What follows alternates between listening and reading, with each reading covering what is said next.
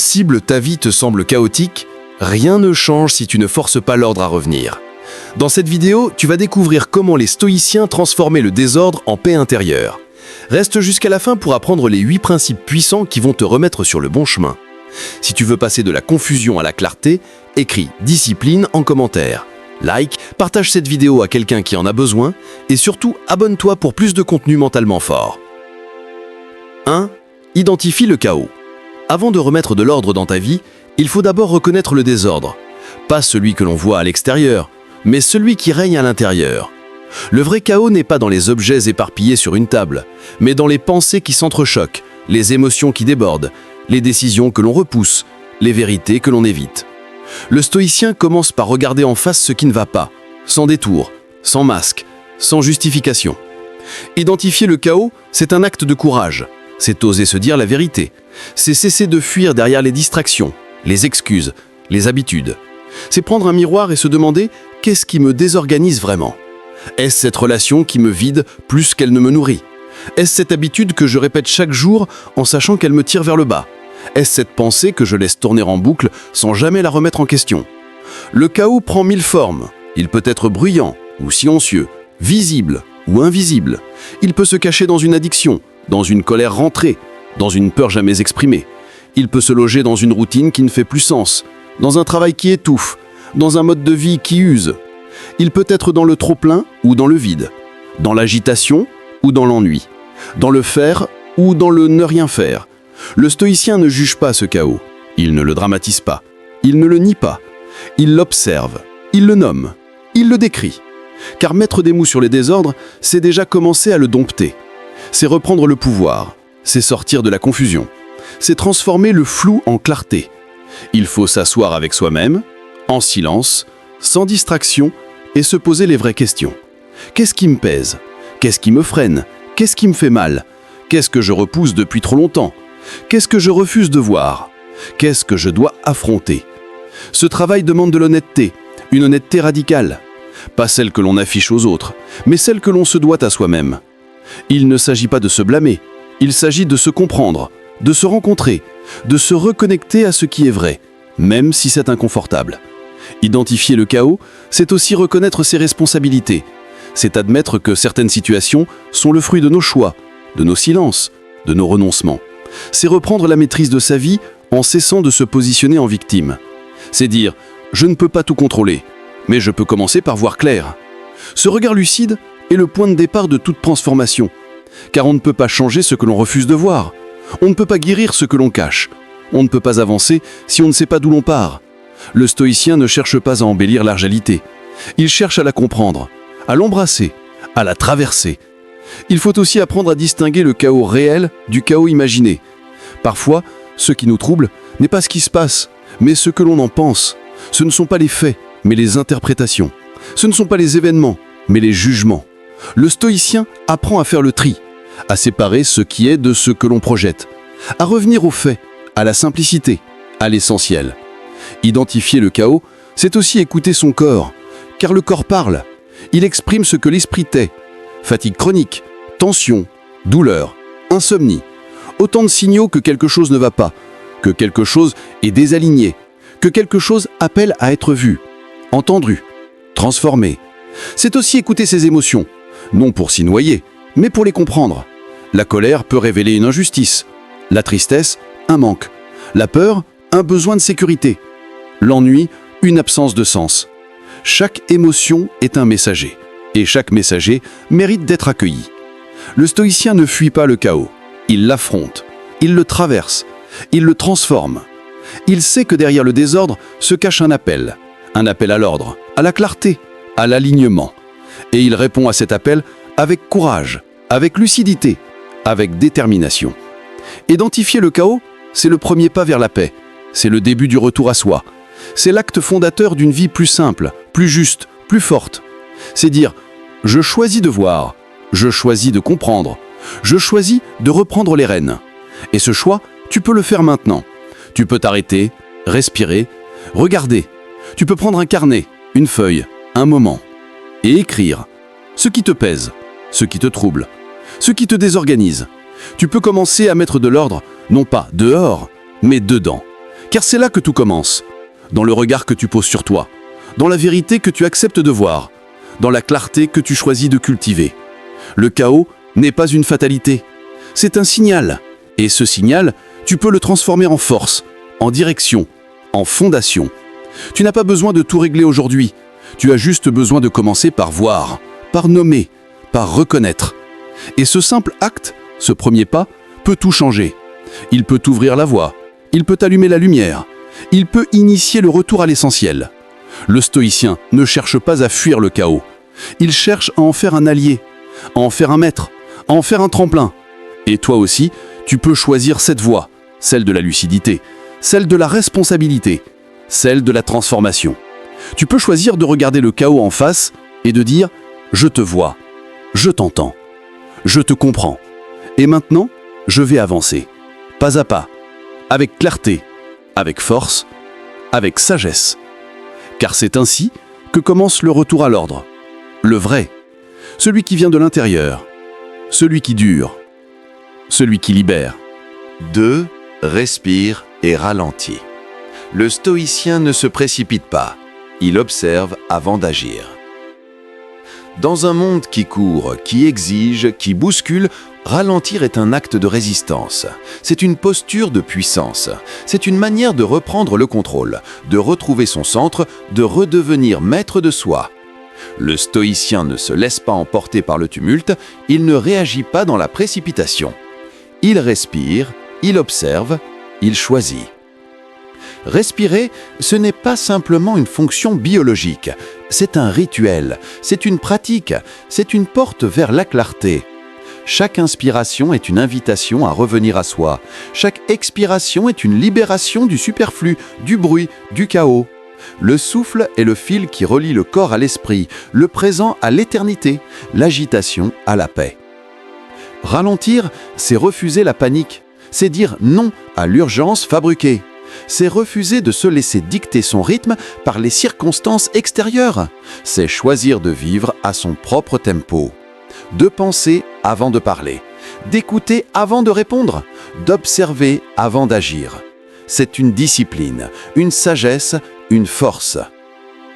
Le stoïcien sait que la précipitation est l'ennemi de la lucidité, que l'agitation brouille le jugement, que l'urgence émotionnelle mène souvent à des décisions regrettables. Il choisit donc de ralentir, non pas par paresse, mais par stratégie, non pas par faiblesse, mais par maîtrise. Il sait que le calme est une arme, que la lenteur est une puissance, que la patience est une victoire. Respirer profondément, c'est revenir à l'instant. C'est se reconnecter à la réalité, c'est faire taire le vacarme intérieur, c'est retrouver la clarté, c'est se rappeler que l'on est vivant, que l'on est libre, que l'on peut choisir. Le souffle est un outil, un guide, un refuge. Ralentir, c'est aussi honorer le moment. C'est ne pas le traverser en courant, c'est le vivre pleinement, c'est le goûter, c'est le comprendre, c'est le respecter. C'est une manière de dire « je suis ici, je suis présent, je suis conscient ». Et cette conscience change tout. Dans les moments de crise, le stoïcien ne s'agite pas, il ne cède pas à la panique collective. Il respire, il ralentit, il observe, il analyse, il choisit sa réponse avec soin. Il ne se laisse pas emporter par les émotions, il les accueille, les comprend, les transcende. Il agit avec discernement, avec justesse, avec intégrité. Ralentir, c'est aussi se protéger, c'est éviter les erreurs dues à l'impulsivité, c'est préserver son énergie, c'est respecter son rythme, c'est écouter son corps, c'est entendre les signaux subtils, c'est faire soin de soi. C'est une forme de sagesse incarnée. Respirer, c'est aussi créer de l'espace entre le stimulus et la réponse, de l'espace entre la pensée et l'action, de l'espace entre l'émotion et le comportement. Et dans cet espace, il y a la liberté de choisir, la liberté de transformer, la liberté de grandir. Le stoïcien ne confond pas vitesse et efficacité. Il sait que la précipitation mène souvent à la confusion. Il préfère la clarté à la rapidité, la profondeur à la surface, la justesse à l'urgence. Il avance avec calme, avec constance, avec détermination. Ralentir, c'est aussi se reconnecter à ses valeurs, à ce qui compte vraiment. C'est ne pas se laisser distraire par le bruit. C'est revenir à l'essentiel. C'est se poser les bonnes questions, c'est faire des choix alignés, c'est vivre avec intention. Respirer, c'est aussi se réguler. C'est apaiser le système nerveux, c'est calmer le mental, c'est retrouver l'équilibre, c'est revenir à la base, à la simplicité, à la vérité. C'est une pratique quotidienne, une hygiène intérieure, une discipline de l'âme. Ralentir, c'est aussi créer de la qualité, dans ses pensées, dans ses paroles, dans ses actions. C'est ne pas faire pour faire, c'est faire avec sens, avec présence, avec conscience. C'est une manière de vivre plus pleinement, plus profondément, plus authentiquement. Le stoïcien sait que le monde extérieur est souvent chaotique, mais il sait aussi que le monde intérieur peut rester paisible. Il choisit de cultiver cette paix, de l'entretenir, de la défendre. Et pour cela, il respire, il ralentit, il observe, il agit avec sagesse. Ralentir, c'est aussi se donner le droit de ressentir, de comprendre, de digérer, de transformer. C'est ne pas fuir l'émotion, c'est l'accueillir, c'est l'écouter, c'est la traverser. C'est une manière de grandir, de mûrir, de s'élever. Respirer, c'est aussi se reconnecter à la nature, à la simplicité, à l'essentiel. C'est se rappeler que l'on est un être vivant, que l'on est connecté à tout, que l'on fait partie d'un tout. C'est une manière de se recentrer, de se réaligner, de se ressourcer. Ralentir, c'est aussi créer du temps pour soi, du temps pour penser, du temps pour aimer, du temps pour créer, du temps pour vivre. C'est refuser la tyrannie de l'urgence, c'est reprendre le pouvoir sur son agenda, sur son énergie, sur sa vie. Le stoïcien ne cherche pas à aller vite, il cherche à aller juste, à aller vrai, à aller profond. Il sait que la sagesse ne se trouve pas dans la précipitation, mais dans la contemplation, dans l'observation, dans la réflexion. Il choisit donc de ralentir, de respirer, de vivre pleinement. Respirer, c'est aussi se reconnecter à sa force, à sa stabilité, à sa paix intérieure. C'est se rappeler que l'on est capable, que l'on est solide, que l'on est libre. C'est une manière de se recentrer, de se renforcer, de s'élever. Ralentir, c'est aussi honorer le chemin, ne pas courir vers la destination, mais apprécier chaque étape, chaque détour, chaque rencontre. C'est une manière de vivre avec gratitude, avec émerveillement, avec présence. Le stoïcien fait de la respiration un rituel, de la lenteur une stratégie, de la patience une force. Il avance avec calme, avec constance, avec grandeur. Il ne se laisse pas emporter, il ne se laisse pas distraire. Il reste centré, il reste maître de lui. Et toi aussi tu peux choisir cette voie. Tu peux décider de respirer, de ralentir, d'observer, d'agir avec sagesse. Tu peux faire de chaque instant une opportunité de te recentrer, de te renforcer, de t'élever. Car dans le calme, il y a la clarté. Dans la lenteur, il y a la puissance. Dans la respiration, il y a la liberté. Et cette liberté, elle est entre tes mains. Elle est dans ton souffle, elle est dans ton choix. Elle est dans ta présence. 3. Utilise la raison, pas l'émotion. Il y a des instants où tout semble s'effondrer. Le chaos s'installe, les repères disparaissent, les émotions prennent le contrôle. La peur hurle, la colère gronde, la tristesse envahit. Et pourtant, c'est précisément dans ces moments-là que le stoïcien se distingue. Il ne fuit pas ses émotions, mais il refuse de leur céder le gouvernail. Il choisit la raison comme boussole. Il choisit la clarté comme guide. Il choisit la maîtrise comme posture. Utiliser la raison, ce n'est pas nier l'émotion. C'est la reconnaître sans y soumettre. C'est l'observer sans y perdre. C'est l'écouter sans lui obéir. L'émotion est un signal, pas une injonction. Elle indique ce qui se passe en nous, mais elle ne doit pas décider à notre place. Le stoïcien sait que l'émotion est fugace, changeante, parfois trompeuse. La raison, elle, est stable, lucide, fiable. Quand la peur surgit, la raison demande « Est-ce fondé ? Est-ce réel ? Est-ce utile ?» Quand la colère monte, l'interrogation « Est-ce juste ? Est-ce nécessaire ? Est-ce constructif ?» Quand la tristesse s'installe, la raison propose « Que puis-je apprendre ? Que puis-je transformer ? Que puis-je créer à partir de cela ?» La raison ne combat pas l'émotion. Elle l'éclaire, elle l'encadre, elle la canalise. Dans les moments de crise, l'émotion pousse à réagir, à fuir, à attaquer, à se replier. La raison, elle, invite à réfléchir, à prendre du recul, à analyser, à choisir. Et ce choix est la clé, car c'est lui qui détermine la qualité de notre réponse. C'est lui qui façonne notre destin. C'est lui qui révèle notre grandeur. Utiliser la raison, c'est s'offrir une pause, une respiration, un espace intérieur où l'on peut voir les choses avec clarté. C'est refuser de se laisser emporter par la tempête. C'est choisir d'être le phare et non le navire ballotté. C'est incarner la stabilité au milieu du tumulte. C'est devenir un point d'ancrage pour soi et pour les autres. Cela demande de la pratique, de la discipline, de la vigilance, car l'émotion est rapide, instinctive, immédiate. La raison est lente, réfléchie, exigeante. Il faut apprendre à créer cet espace entre le stimulus et la réponse. Cet espace où la liberté naît, où la sagesse s'exprime, où la paix s'installe. Le stoïcien ne cherche pas à être froid, il cherche à être juste. Il ne cherche pas à être insensible, il cherche à être lucide. Il ne cherche pas à être distant, il cherche à être maître de lui-même. Et cette maîtrise est une forme de puissance, une puissance tranquille, une puissance profonde, une puissance durable. Utiliser la raison, c'est aussi refuser les réactions automatiques, les jugements hâtifs, les impulsions destructrices. C'est choisir la réflexion, l'analyse, la stratégie. C'est transformer chaque situation en opportunité de croissance, en terrain d'apprentissage, en espace de transformation. Quand quelqu'un t'insulte, l'émotion veut répondre par la violence. La raison propose le silence ou une réponse mesurée. Quand une injustice te frappe, l'émotion veut crier. La raison cherche à comprendre, à agir avec discernement.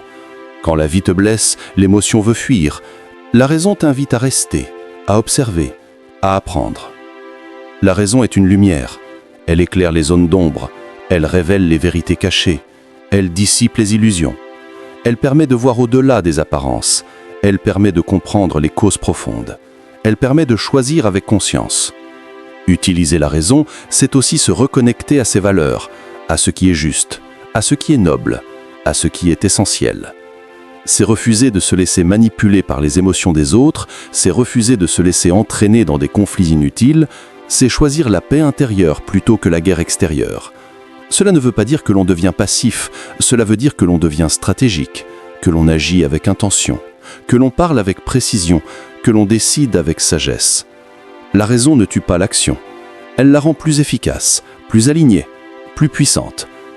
Il faut apprendre à observer ces émotions comme des nuages. Elles passent, elles changent, elles ne sont pas nous, elles sont en nous, mais nous ne sommes pas elles. Nous sommes la conscience qui les observe, nous sommes la force qui les traverse, nous sommes la sagesse qui les transforme. Utiliser la raison, c'est aussi se protéger des décisions impulsives, des paroles blessantes, des gestes regrettables. C'est créer un espace de sécurité intérieure, un sanctuaire de clarté, un refuge de lucidité. Et dans ce refuge, on peut penser, choisir, agir avec grandeur. Le stoïcien sait que la vie est imprévisible, que les émotions surgiront, que les tempêtes viendront. Mais il sait aussi qu'il peut choisir sa réponse, qu'il peut rester maître de lui-même, qu'il peut incarner la paix au milieu du chaos. Et cette paix est contagieuse, elle inspire, elle élève, elle transforme. Utiliser la raison, c'est aussi honorer son intelligence, son discernement, sa capacité à comprendre, à relier, à anticiper. C'est utiliser le meilleur de soi pour répondre au pire du monde. C'est choisir la lumière quand l'obscurité menace, c'est choisir la sagesse quand la folie rôde. Il faut pratiquer chaque jour, dans les petites choses, dans les grandes décisions, dans les moments de tension, dans les instants de joie. Car la raison n'est pas une posture ponctuelle, c'est une manière d'être, une manière de vivre, une manière d'aimer. Utiliser la raison, c'est aussi se libérer des chaînes de la peur, des prisons de la colère, des pièges de la tristesse. C'est retrouver sa souveraineté intérieure, c'est reprendre les rênes, c'est redevenir capitaine. Et quand tu choisis la raison, tu choisis la grandeur, tu choisis la paix, tu choisis la liberté, tu choisis de vivre pleinement, intensément, lucidement, Tu choisis d'être toi, dans ta version la plus noble, la plus forte et la plus vraie. 4. Visualise le pire. Préparation mentale. Le stoïcien ne fuit pas l'adversité. Il l'anticipe. Il ne se voile pas la face devant les possibles revers de la vie. Il les regarde en face, les accueille dans son esprit, les explore avec lucidité. Visualiser le pire, ce n'est pas être pessimiste, c'est être préparé. C'est se donner une longueur d'avance sur la tempête. C'est bâtir une forteresse intérieure avant que le vent ne souffle. La pratique stoïcienne de la préméditatio malorum, cette méditation sur les maux à venir, est un exercice de puissance. Elle consiste à imaginer les scénarios les plus difficiles, les pertes les plus douloureuses, les échecs les plus cuisants. Non pas pour se tourmenter, mais pour se libérer. Car ce que l'on a déjà affronté dans l'esprit ne peut plus nous surprendre. Ce que l'on a déjà vécu mentalement ne peut plus nous briser. Visualiser le pire, c'est se dire « Et si je perdais tout, que resterait-il de moi ? Et si je tombais, comment me relèverais-je ? Et si le monde s'effondrait autour de moi, quelle serait ma posture ?» C'est une manière de sonder ses fondations, de tester sa solidité, de renforcer sa structure. C'est une manière de se préparer à vivre avec grandeur, même dans la douleur. Ce n'est pas un exercice morbide, c'est un acte de sagesse. C'est une manière de se détacher de l'illusion du contrôle, de se libérer de l'attachement excessif, de se rappeler que tout ce qui est extérieur peut disparaître, mais que ce qui est intérieur peut rester intact. La paix, la dignité, la force, la clarté. Quand tu visualises le pire, tu apprends à relativiser. Tu comprends que ce que tu redoutes n'est pas toujours aussi terrible que tu l'imagines. Tu vois que tu as en toi les ressources pour traverser l'épreuve. Tu découvres que la peur diminue quand elle est regardée en face, que l'angoisse se dissipe quand elle est nommée, que le courage grandit quand il est convoqué. C'est aussi un exercice de gratitude, car en imaginant la perte, tu redécouvres la valeur de ce que tu as. Tu cesses de prendre pour acquis. Tu commences à honorer, à savourer, à respecter. Tu vis plus pleinement, plus intensément, plus consciemment. Tu ne gaspilles plus ton temps. Tu ne négliges plus tes relations. Tu ne repousses plus tes rêves. Visualiser le pire, c'est se préparer à agir avec calme quand le pire arrive. Car il arrive parfois. La vie est instable. Rien n'est garanti. Rien n'est permanent. Et ceux qui ont déjà fait face à l'éventualité de la perte sont plus aptes à réagir avec sagesse. Ils ne paniquent pas. Ils ne s'effondrent pas. Ils respirent. Ils observent. Ils choisissent leur réponse. C'est une manière de se libérer de la peur. Car la peur naît souvent de l'inconnu, de l'imprévu, de l'inattendu. Mais si tu as déjà exploré mentalement les scénarios les plus sombres, ils ne sont plus inconnus, ils deviennent familiers. Et ce qui est familier ne fait plus peur. Ce qui est connu peut être apprivoisé. Il faut pratiquer cet exercice régulièrement. S'asseoir, fermer les yeux et imaginer. Imaginer la perte d'un emploi, la fin d'une relation, la maladie, l'échec, la solitude. Et se demander « Que ferais-je ? Qui serais-je ? Comment réagirais-je » Et dans cette exploration, tu découvriras des forces insoupçonnées, des ressources enfouies, des réponses inattendues. Tu verras que tu peux survivre, que tu peux reconstruire, que tu peux renaître, que tu peux transformer la douleur en puissance, que tu peux faire de la chute un tremplin, que tu peux faire de l'épreuve une œuvre. Et cette certitude te donnera une paix profonde, une confiance tranquille, une stabilité intérieure. Visualiser le pire, c'est aussi se préparer à vivre avec plus de liberté. Car quand tu n'as plus peur de perdre, tu oses plus, tu crées plus, tu aimes plus, tu vis plus. Tu n'es plus retenu par l'angoisse, tu n'es plus freiné par le doute. Tu avances avec audace, avec foi, avec intensité. C'est une manière de renforcer ton esprit, de muscler ta pensée, d'affûter ta conscience. C'est une manière de devenir un guerrier intérieur, un sage en action, un roc dans la tempête. Tu deviens inébranlable, non pas parce que rien ne t'atteint, mais parce que tu as déjà tout affronté dans ton esprit. Tu peux aussi utiliser cette pratique pour affiner tes choix, pour clarifier tes priorités, pour simplifier ta vie. Car en imaginant ce que tu pourrais perdre, tu vois ce qui compte vraiment. Tu vois ce qui mérite ton attention, ton énergie, ton amour. Tu cesses de courir après l'inutile. Tu te recentres sur l'essentiel. Visualiser le pire, c'est une manière de vivre plus pleinement, plus lucidement, plus courageusement. C'est une manière de dire à la vie, je suis prêt, je suis là, je suis conscient, je suis fort. Et quoi qu'il arrive, je resterai debout, je resterai digne, je resterai libre. C'est une pratique qui demande du courage, de l'honnêteté, de la profondeur. Mais elle transforme, elle élève, elle libère, elle purifie, elle prépare, elle fortifie, elle éclaire. Et toi, tu peux choisir cette voie. Tu peux décider de ne plus fuir l'éventualité du pire. Tu peux l'explorer, l'accueillir, la comprendre et en faire une alliée, une source de force, une source de clarté, une source de paix. Car le pire n'est pas ce qui t'arrive, c'est ce que tu crois ne pas pouvoir surmonter. Et quand tu sais que tu peux tout traverser, alors plus rien ne peut t'arrêter, plus rien ne peut t'éteindre, plus rien ne peut te briser. Tu deviens libre, tu deviens fort, tu deviens sage. Et cette sagesse, cette force, cette liberté, tu peux les cultiver chaque jour, par la pratique, par la réflexion, par la visualisation. Et chaque fois que tu le fais, tu construis en toi un temple, un sanctuaire, un espace de paix, un espace de puissance, un espace de grandeur. Et ce temple, rien ne peut le renverser. Rien. Parce qu'il est fondé sur la vérité, sur la lucidité, sur la maîtrise, sur la liberté. Et tout commence maintenant. 5. Ancre-toi dans le moment présent. Il y a une puissance immense dans l'instant, une force silencieuse, invisible, mais capable de transformer une vie. Le moment présent est le seul territoire réel que nous possédons. Le passé est une mémoire, le futur une hypothèse, mais l'instant, lui, est vivant. Il est là, vibrant, disponible. Et pourtant, c'est souvent le seul endroit où nous ne sommes pas. Le stoïcien sait que le présent est sacré. Il ne le fuit pas, il ne le néglige pas, il l'habite pleinement. Il comprend que c'est ici, maintenant, que tout se joue. Que c'est dans ce battement de cœur, dans cette respiration, dans ce regard, que réside le pouvoir d'agir, de choisir, de transformer. S'ancrer dans le moment présent, c'est refuser d'être prisonnier du passé. C'est ne pas se laisser hanter par les regrets, les erreurs, les blessures.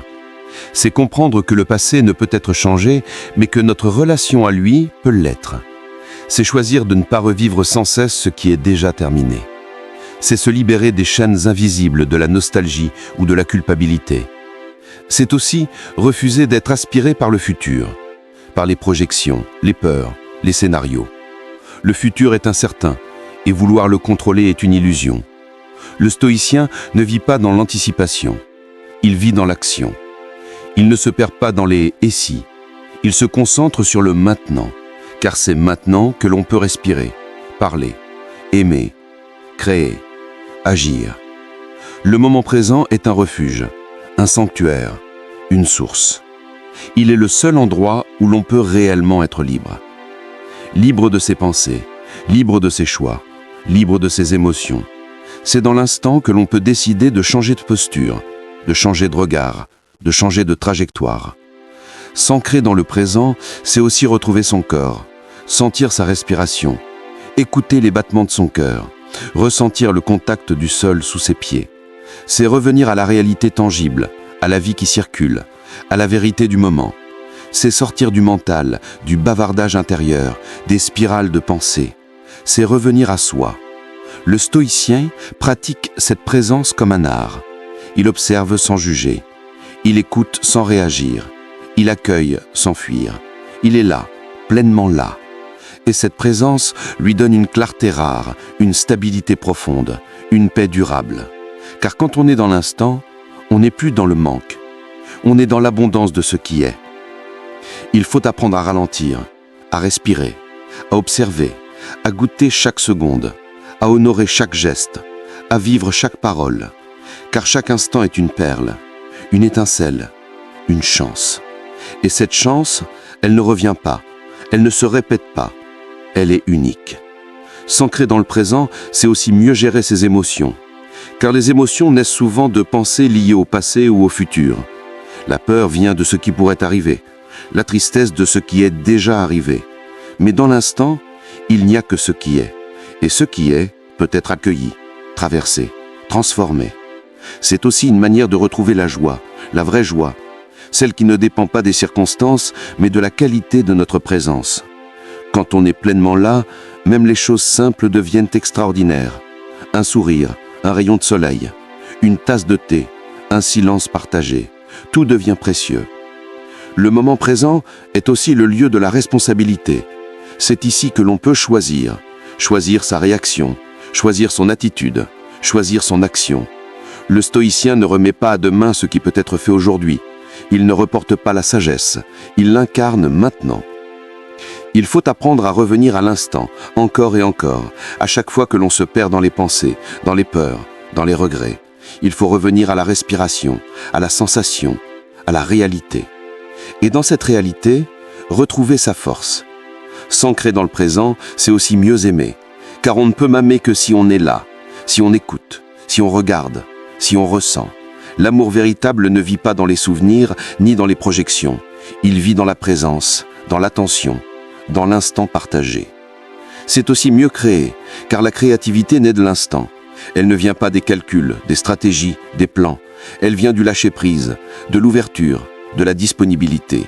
Quand on est là, pleinement là, les idées surgissent, les mots coulent, les gestes s'alignent. Le moment présent est un maître exigeant. Il demande de l'humilité, car il nous confronte à ce que nous sommes vraiment. Il demande du courage, car il nous empêche de fuir. Il demande de la discipline, car il nous invite à revenir sans cesse. Mais il offre en retour une liberté immense, une paix profonde, une puissance réelle. Il faut apprendre à vivre chaque jour comme une œuvre, à sculpter chaque instant avec soin, à peindre chaque moment avec intensité, à écrire chaque seconde avec vérité. Car c'est ainsi que l'on construit une vie pleine, riche, vibrante. S'ancrer dans le présent, c'est aussi mieux écouter. Écouter les autres, écouter la vie, écouter soi. C'est sortir du bruit pour entendre le murmure. C'est quitter la distraction pour retrouver l'essentiel. C'est faire silence pour accueillir la vérité. C'est aussi mieux agir, car l'action juste ne vient pas du passé ni du futur, elle vient de l'instant. Elle naît de la clarté, de la présence, de l'alignement. Elle est précise, efficace, puissante. Elle transforme le réel. Le stoïcien sait que le moment présent est son royaume. Il ne le gaspille pas, il ne le néglige pas, il l'honore, il le cultive, il le défend. Car il sait que c'est là que tout se joue, que c'est là que la vie se vit, que c'est là que la sagesse s'incarne. Et toi aussi, tu peux choisir cette voie. Tu peux décider de revenir à l'instant, de te libérer du passé, de lâcher le futur, d'embrasser le présent. Tu peux respirer, observer, ressentir. Tu peux être là, pleinement là. Et dans cette présence, tu trouveras une force nouvelle, une paix profonde, une clarté rare. Tu trouveras ta vérité, ta lumière, ta grandeur. Car tout commence ici, maintenant, dans ce souffle, dans ce regard, dans ce pas, dans ce choix, dans ce moment. 6. Accepte l'instabilité de la vie. Rien n'est permanent. La paix vient quand tu l'acceptes. La vie est mouvement, elle est changement, elle est flux, elle est impermanence. Et pourtant, l'esprit humain cherche souvent à figer, à stabiliser, à contrôler.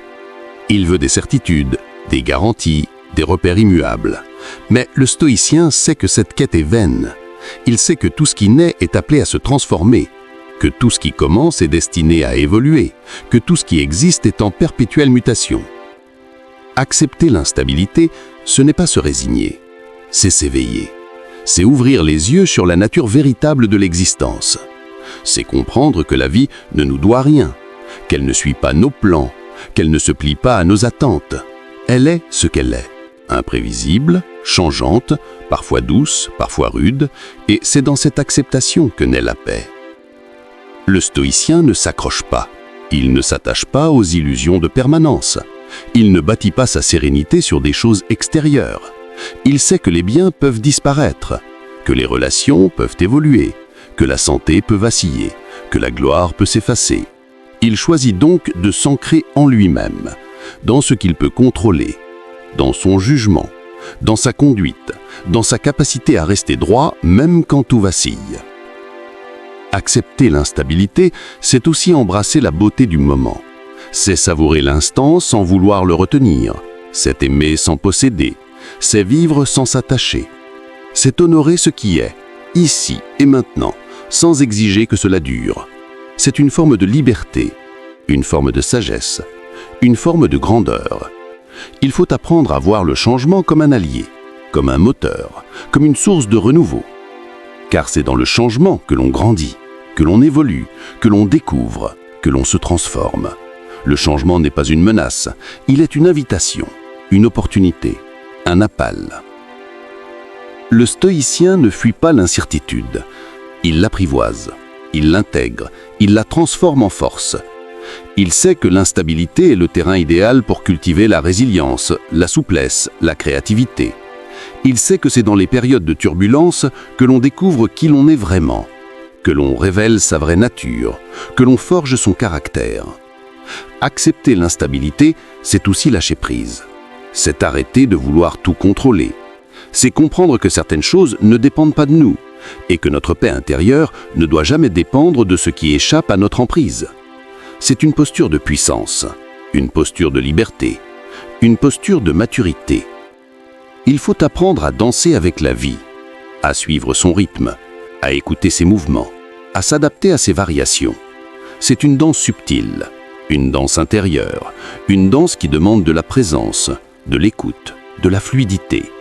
Et dans cette danse, on découvre une forme de joie profonde, une forme de paix durable, une forme de sagesse incarnée. Le stoïcien ne s'effondre pas quand les choses changent. Il s'ajuste, il s'adapte, il reste centré, il reste fidèle à ses principes. Il ne dépend pas des circonstances pour être en paix.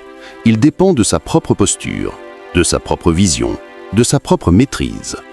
Accepter l'instabilité, c'est aussi se libérer de la peur. La peur de perdre, la peur de l'inconnu, la peur du changement. Car ces peurs naissent de l'illusion de permanence. Elles naissent du refus de voir la réalité telle qu'elle est. Et quand on accepte cette réalité, les peurs s'estompent. Elles perdent leur pouvoir. Elles deviennent des ombres sans substance. Il faut apprendre à accueillir chaque jour comme un nouveau monde, comme une nouvelle chance, comme une nouvelle aventure, sans attendre qu'il ressemble au précédent, sans exiger qu'il soit conforme à nos plans. Il faut apprendre à dire oui à ce qui vient, à ce qui est, à ce qui se présente. Et dans ce oui, il y a une puissance immense. Le stoïcien ne s'attache pas au résultat. Il s'attache à l'effort, à l'intention, à la vertu. Il sait que les résultats sont incertains, qu'ils dépendent de 1000 facteurs, mais que son engagement, lui, est entre ses mains. Et c'est là qu'il place sa fierté, sa dignité, sa paix. Accepter l'instabilité, c'est aussi honorer le mystère de la vie. C'est reconnaître que l'on ne sait pas tout, que l'on ne comprend pas tout, que l'on ne contrôle pas tout. Et c'est dans cette humilité que naît la vraie sagesse, celle qui ne prétend pas, mais qui écoute, celle qui n'impose pas, mais qui accueille, celle qui ne résiste pas, mais qui transforme. Il faut apprendre à voir chaque changement comme une porte, une ouverture, une possibilité, même si elle semble douloureuse, même si elle semble injuste, même si elle semble incompréhensible. Car derrière chaque bouleversement, il y a une graine de renouveau, une graine de croissance, une graine de lumière. Le stoïcien ne vit pas dans le passé, il ne vit pas dans le futur, il vit dans le présent. Il sait que le passé est révolu, que le futur est incertain, que seul le moment présent est réel, et il choisit de l'habiter pleinement, de le vivre intensément, de l'honorer avec grandeur. Accepter l'instabilité, c'est aussi se reconnecter à la nature, à son rythme, à ses cycles, à sa sagesse, car la nature ne résiste pas au changement, elle l'incarne, elle le célèbre, elle le transforme. Et en suivant son exemple, on retrouve une forme de paix profonde, une forme de vérité essentielle, une forme de liberté intérieure. Il faut apprendre à être comme l'eau, souple, fluide, adaptable. L'eau ne lutte pas contre les obstacles, elle les contourne, elle les traverse, elle les transforme. Et pourtant, elle est puissante, elle est invincible, elle est essentielle. Le stoïcien est comme l'eau. Il avance, il s'adapte, il reste fidèle à lui-même. Accepter l'instabilité, c'est aussi se libérer de l'attachement, à l'image, à la réussite, à la sécurité. C'est comprendre que rien ne dure, que tout passe, que tout évolue, et que c'est dans cette évolution que se trouve la vraie richesse, la vraie beauté, la vraie grandeur. Il faut apprendre à vivre avec légèreté, avec souplesse, avec ouverture, à ne pas s'accrocher, à ne pas s'enfermer, à ne pas se rigidifier. C'est une manière de vivre plus libre, plus vraie, plus grand. Le stoïcien ne cherche pas à figer la vie, il cherche à l'accompagner, à la comprendre, à l'honorer. Il sait que l'instabilité est une loi universelle, et il choisit d'en faire une alliée, une source de sagesse, une source de paix. Et toi aussi, tu peux choisir cette voie. Tu peux décider d'accepter le changement, d'embrasser l'incertitude, de danser avec la vie. Tu peux faire de chaque instabilité une opportunité, une leçon, une force. Car rien n'est permanent. Et c'est dans cette vérité que se cache la liberté, la paix, la grandeur. Et cette grandeur, elle est en toi. Elle t'attend, elle t'appelle. Elle te guide vers une vie plus libre, plus sage, plus lumineuse. 7. Agis selon tes valeurs, pas tes peurs. Garde ton intégrité, même quand tout s'écroule. Quand tout vacille, quand le sol semble se dérober sous tes pieds, quand les repères s'effacent et que le chaos menace, il reste une chose que personne ne peut enlever, tes valeurs. Elles sont ton socle, ton boussole, ton feu intérieur. Elles ne dépendent ni des circonstances, ni des autres, ni du succès. Elles sont à toi, et c'est en elles que tu dois puiser pour avancer. Agir selon ces valeurs, c'est choisir la droiture quand la facilité tente. C'est choisir la vérité quand le mensonge rassure. C'est choisir le courage quand la peur hurle. C'est choisir l'authenticité quand le masque semble plus confortable. C'est choisir la lumière quand l'ombre attire. C'est choisir la fidélité à soi-même, même quand tout pousse à la trahison. La peur est bruyante, elle parle fort, elle s'infiltre dans les pensées, elle colore les décisions, elle déforme la réalité. Elle te dit que tu n'y arriveras pas, que tu vas perdre, que tu vas souffrir, que tu ferais mieux de renoncer. Mais elle ment. Elle ne connaît pas ta force, elle ne connaît pas ton feu, elle ne connaît pas ton histoire. Tes valeurs, elles, sont silencieuses. Elles ne crient pas, elles ne s'imposent pas. Elles attendent que tu les écoutes, que tu les honores, que tu les incarnes. Elles sont là, tapies dans ton cœur, prêtes à te guider. Elles ne promettent pas la facilité, elles promettent la grandeur, l'alignement, la paix intérieure. Agir selon ces valeurs, c'est choisir la droiture quand la facilité tente. C'est choisir la vérité quand le mensonge rassure. C'est choisir le courage quand la peur hurle. C'est choisir l'authenticité quand le masque semble plus confortable. C'est choisir la lumière quand l'ombre attire. C'est choisir la fidélité à soi-même, même quand tout pousse à la trahison. La peur est bruyante, elle parle fort, elle s'infiltre dans les pensées, elle colore les décisions, elle déforme la réalité. Elle te dit que tu n'y arriveras pas, que tu vas perdre, que tu vas souffrir, que tu ferais mieux de renoncer. Mais elle ment. Elle ne connaît pas ta force, elle ne connaît pas ton feu, elle ne connaît pas ton histoire. Tes valeurs, elles, sont silencieuses. Elles ne crient pas, elles ne s'imposent pas. Elles attendent que tu les écoutes, que tu les honores, que tu les incarnes. Elles sont là, tapies dans ton cœur, prêtes à te guider. Elles ne promettent pas la facilité, elles promettent la grandeur, l'alignement, la paix intérieure. Agir selon ces valeurs, c'est refuser de se vendre, c'est refuser de se perdre, c'est refuser de se corrompre. C'est dire « je sais qui je suis, je sais ce que je défends, je sais ce que je veux bâtir et je ne me laisserai pas détourner. Même si le chemin est rude, même si le vent est contraire, même si la solitude me guette. » C'est dans les moments de crise que les valeurs prennent tout leur sens, quand les masques tombent, quand les illusions se dissipent, quand les choix deviennent cruciaux. C'est là que l'on voit qui tient bon, qui reste droit, qui continue à marcher même quand le monde chancelle. La peur pousse à la fuite, à la dissimulation, à la compromission. Elle pousse à faire ce qui est facile, ce qui est rapide, ce qui est rentable. Mais ce qui est facile n'est pas toujours juste. Ce qui est rapide n'est pas toujours vrai. Ce qui est rentable n'est pas toujours noble. Il faut apprendre à distinguer, à choisir, à résister. Agir selon ses valeurs, c'est aussi faire preuve de courage. Le vrai courage, celui qui ne cherche pas les applaudissements, celui qui ne dépend pas du regard des autres, celui qui naît dans le silence, dans l'intimité, dans la solitude, celui qui dit « je fais ce qui est juste », même si personne ne regarde, même si personne ne comprend, même si personne n'approuve. C'est aussi une manière de se respecter, de s'honorer, de se reconnaître, car chaque fois que tu agis selon tes valeurs, tu te rapproches de toi-même, tu te reconnectes à ton essence, tu renforces ton intégrité, tu deviens plus solide, plus stable, plus vrai. Et cette vérité, elle rayonne, elle inspire, elle élève, elle attire, elle transforme. Elle devient un phare pour ceux qui cherchent leur propre chemin. Elle devient une source pour ceux qui ont soif de sens. Elle devient une force pour ceux qui veulent bâtir sur du solide. Agir selon ses valeurs, c'est aussi accepter le prix.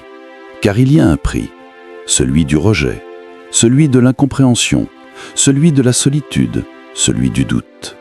Mais ce prix est petit comparé à ce que tu gagnes, la paix intérieure, la fierté, la cohérence, la liberté. Il faut apprendre à écouter cette voix intérieure, celle qui sait, celle qui sent, celle qui guide. Elle ne parle pas fort, elle ne s'impose pas, mais elle est là. Et quand tu l'écoutes, tout devient plus clair, plus fluide, plus aligné.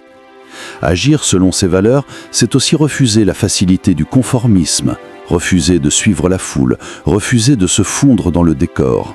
C'est choisir être soi, pleinement, intensément, radicalement. C'est choisir la singularité, l'authenticité, la vérité.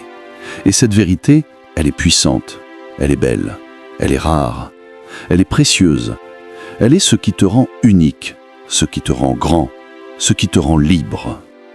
Il faut marcher avec fierté, avec droiture, avec foi, même quand le chemin est solitaire, même quand les obstacles sont nombreux, même quand les doutes sont présents, car ce chemin est le bon. Il est le tien, il est celui qui mène à la paix. Agir selon ses valeurs, c'est aussi te reconnecter à ta mission, à ton pourquoi, à ce feu intérieur qui brûle depuis toujours, celui qui te pousse à créer, à aimer, à bâtir, à servir, celui qui te donne la force de continuer, même quand tout semble s'écrouler. Et quand tu agis ainsi, tu deviens un être de lumière, un être de vérité, un être de grandeur. Tu deviens quelqu'un qui marche avec le cœur ouvert, l'esprit clair, l'âme en paix. Alors, choisis tes valeurs, défends-les, incarne-les, honore-les et avance, car ce chemin est le plus beau, le plus noble, le plus puissant, et il est entre tes mains. 8. Recommence chaque jour. L'ordre est un choix quotidien. Même quand tu dérapes, reprends le cap. C'est ça, la force stoïcienne. Recommencer. Ce mot, simple, mais chargé de puissance. Il ne parle pas d'hier ni de demain. Il parle d'aujourd'hui. Il parle de ce moment précis où tu choisis de te relever, de te redresser, de reprendre le fil. Recommencer, c'est refuser de se laisser définir par ses erreurs. C'est refuser de se figer dans ses échecs. C'est affirmer que chaque jour est une nouvelle chance, une nouvelle page, une nouvelle possibilité.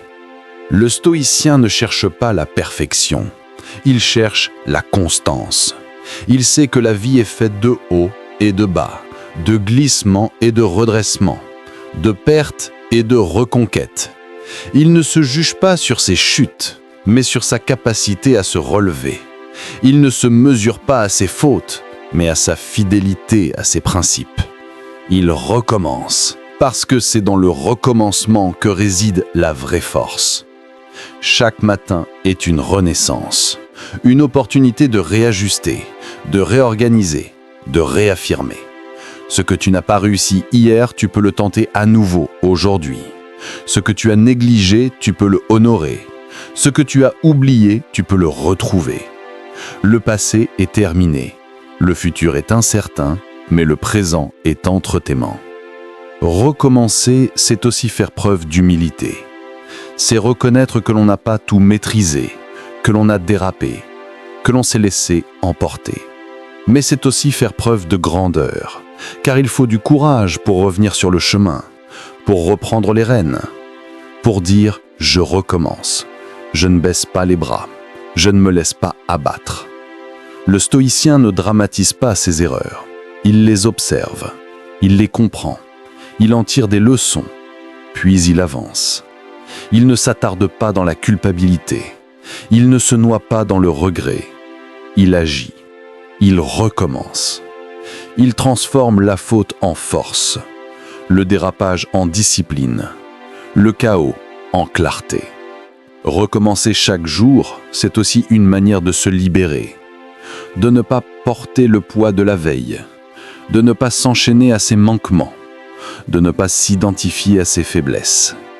C'est se dire « je suis en chemin, je suis en construction, je suis en évolution, et chaque jour je peux faire un pas de plus vers ma meilleure version ». Il faut apprendre à voir chaque matin comme un nouveau départ, comme une chance de faire mieux, de penser plus juste, d'agir plus aligné, de vivre plus pleinement. Il faut honorer ce moment, le respecter, le célébrer, car il est précieux, il est sacré, il est porteur de transformation. Recommencer, c'est aussi refuser la résignation, refuser le découragement, refuser l'abandon. C'est dire « je crois encore, je veux encore, je tente encore ». C'est une posture de foi, une posture de puissance, une posture de vie. Le stoïcien ne se laisse pas définir par les circonstances. Il se définit par ses choix. Et le choix de recommencer est l'un des plus puissants. Il dit « je suis libre, libre de changer, libre d'évoluer, libre de me redresser, libre de me réinventer ».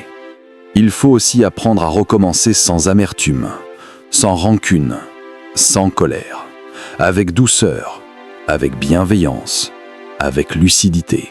Il faut se parler avec respect, se dire « tu as fait de ton mieux, et maintenant tu vas faire encore mieux, tu vas continuer, tu vas persévérer ». Recommencer chaque jour, c'est aussi cultiver la discipline, la vraie, celle qui ne dépend pas de la motivation, mais de l'engagement, celle qui ne cherche pas la perfection, mais la régularité, celle qui ne s'impose pas par la force, mais par la fidélité à soi-même. Il faut créer des rituels, des repères, des habitudes qui soutiennent le recommencement. Se lever tôt, respirer, méditer, écrire, planifier, visualiser. Ce sont des gestes simples, mais puissants. Ils ancrent le choix, ils renforcent la volonté, ils nourrissent la constance. Recommencer, c'est aussi accepter les imperfections. Accepter que certains jours seront plus difficiles, que certains efforts ne porteront pas immédiatement leurs fruits, que certaines tentatives échoueront. Mais continuer malgré tout, avancer malgré tout, choisir malgré tout. Le stoïcien sait que la vie est un entraînement, un exercice, une pratique. Et chaque jour est une séance, une opportunité de progresser, d'affiner, de renforcer. Il ne cherche pas à tout réussir, il cherche à tout traverser avec grandeur. Recommencer chaque jour, c'est aussi se reconnecter à ses valeurs, à ce qui compte vraiment, à ce qui donne du sens. C'est se rappeler pourquoi on fait ce que l'on fait, pourquoi on choisit cette voie, pourquoi l'on persévère. Et cette mémoire nourrit la force, elle alimente la flamme, elle alimente le mouvement. Il faut aussi apprendre à recommencer avec célébration, à honorer le recommencement, à le reconnaître, car il est noble, il est beau, il est rare. Beaucoup abandonnent, peu recommencent, et ceux qui recommencent changent le monde, parce qu'ils ont compris que la vraie victoire ne réside pas dans le fait de ne jamais tomber, mais dans le fait de toujours se relever. Recommencer, c'est aussi inspirer. Montrer aux autres que c'est possible, que l'on peut échouer et recommencer, que l'on peut se perdre et se retrouver, que l'on peut déraper et se redresser. C'est devenir un exemple, une source, une lumière. Il faut marcher avec fierté, même après les chutes, même après les erreurs, même après les déceptions. Car chaque pas vers le recommencement est une preuve de courage, une preuve de grandeur, une preuve de vie. Recommencer chaque jour, c'est aussi se reconnecter à l'instant, à la présence, à la réalité. C'est ne pas vivre dans le passé, ni dans l'attente du futur. C'est vivre ici, maintenant, pleinement, intensément, authentiquement. Le stoïcien fait du recommencement une pratique, une philosophie, une manière d'être. Il ne se laisse pas enfermer, il ne se laisse pas figer. Il reste en mouvement, en évolution, en transformation. Et toi aussi, tu peux choisir cette voie. Tu peux décider que chaque jour est une chance, une opportunité, un nouveau départ. Tu peux recommencer. Avec force, avec foi, avec sagesse. Car le recommencement est une renaissance, une affirmation, une célébration. Et cette célébration, elle est entre tes mains, elle est dans ton souffle, elle est dans ton choix, elle est dans ta présence. Tu te sens débordé, ta vie manque de structure, il est temps de reprendre le contrôle. Cette vidéo t'offre un plan clair, inspiré de la sagesse stoïcienne pour remettre de l'ordre là où règne le chaos. Pas de solution magique, mais des principes puissants à appliquer dès aujourd'hui. Ici, tu apprendras à identifier ce qui te freine, à éliminer le superflu, à créer des routines solides et à affronter l'inconfort avec courage.